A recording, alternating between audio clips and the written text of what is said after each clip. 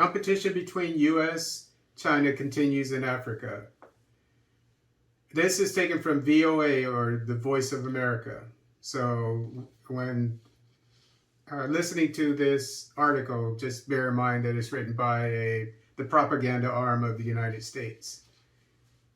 So look at it through that prism.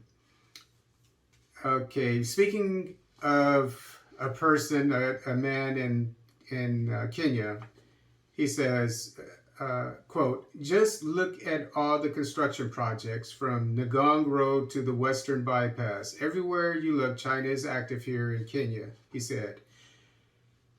Now, Kenya is along the path of Beijing's Belt and Road Initiative, which is, that was unquote, I'm sorry. So next paragraph. Kenya is along the path of Beijing's Belt and Road Initiative, which is financing infrastructure projects and developing trade routes linking China to the world. Africa is increasingly being seen as a technology hub that is getting the attention of the world superpowers, including China and the United States. According to the China-Africa Research Initiative at Johns Hopkins University's School of Advanced International Studies, annual U.S. foreign direct investment, FDI, flows have been declining since 2010. Excuse me. The first Forum on China-Africa Cooperation, FOCAC, which was held in Beijing in November of 2006, welcomed the adoption of a declaration and action plan for a, quote, new type of strategic partnership, unquote. Since then, Chinese foreign direct investment, FDI, flow to Africa grew significantly, exceeding that of the United States since 2013.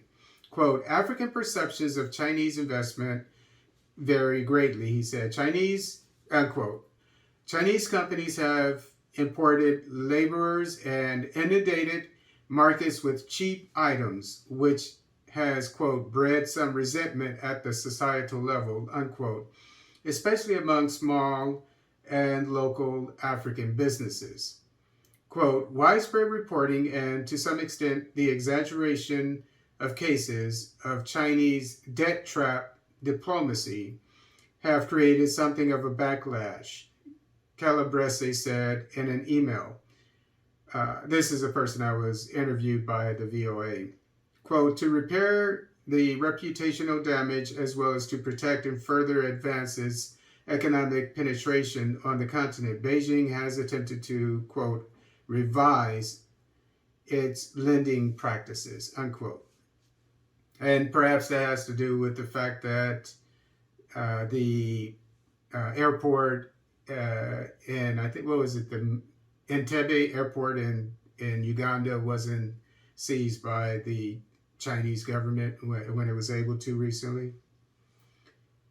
Josh Mayo, a lecturer at United States International University specializing in China-Africa political ecology, said in the aftermath of the war on terror, the U.S. has given up on the democratization process.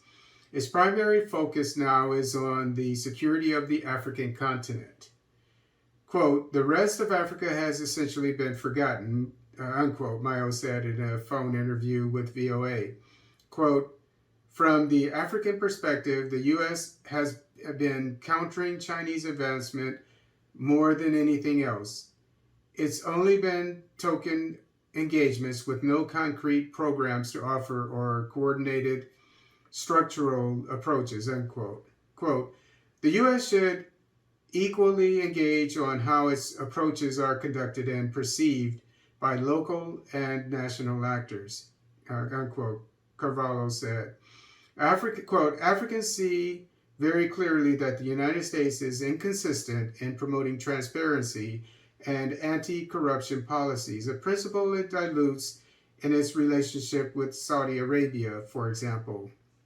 This can leave Africans feeling that the U.S. is condescending in its relations to them, unquote. Quote, the United States and our partners further develop and implement the Build Back Better World initiative.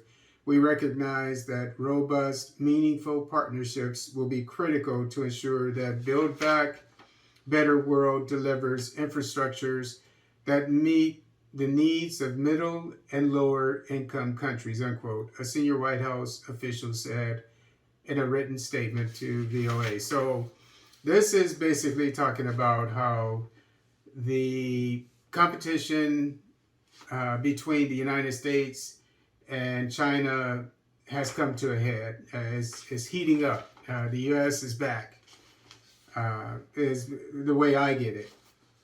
Now, since this is an American think tank, you may as well say, even though it's a newspaper, but the information is from an American think tank, we would have to look at this as advice to the United States State Department, the government of the United States, and its approach to Africa.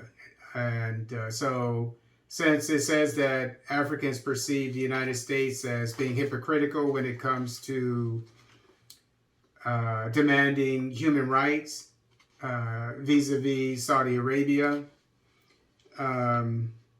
then it's obviously saying that the United States has to change this stance. And so, in my opinion, the United States is going to stop demanding human rights advances or requirements on the African continent to avoid the appearance of unfairness vis-a-vis countries like Saudi Arabia and Israel, you may as well add. By the same token, the think tank is hinting to the United States that one way that it can get a leg up on China is to not repeat the mistakes of the Chinese, namely bringing in a surplus of their labor, maybe the Americans can use, businesses can use Africans to work with them instead of bringing a bunch of Americans, which is usually the case, I would imagine. And that would help with technology transfer and just the fact that they would be getting jobs. So that's the main way I think that they're going to be able to compete with the Chinese. And I've noticed that in looking at Deutsche Welle, the German news channel, there was a guy that was interviewed. He was German, but he was talking about what Europe and the United States can do to re-enter or do better in Africa. Obviously, to compete with the Chinese. He didn't say that though.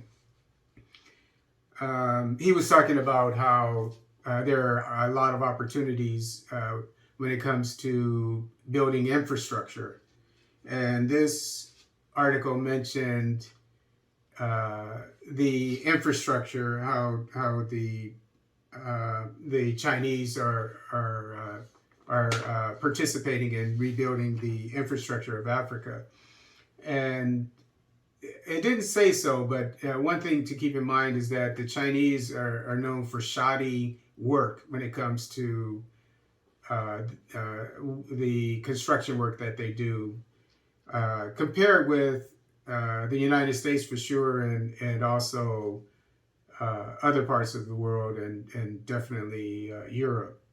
So here's another way that the United States can get a leg up on the Chinese by delivering a quality product, and also not trying to bring in, flood the market with cheap products, which is what the Chinese are known for.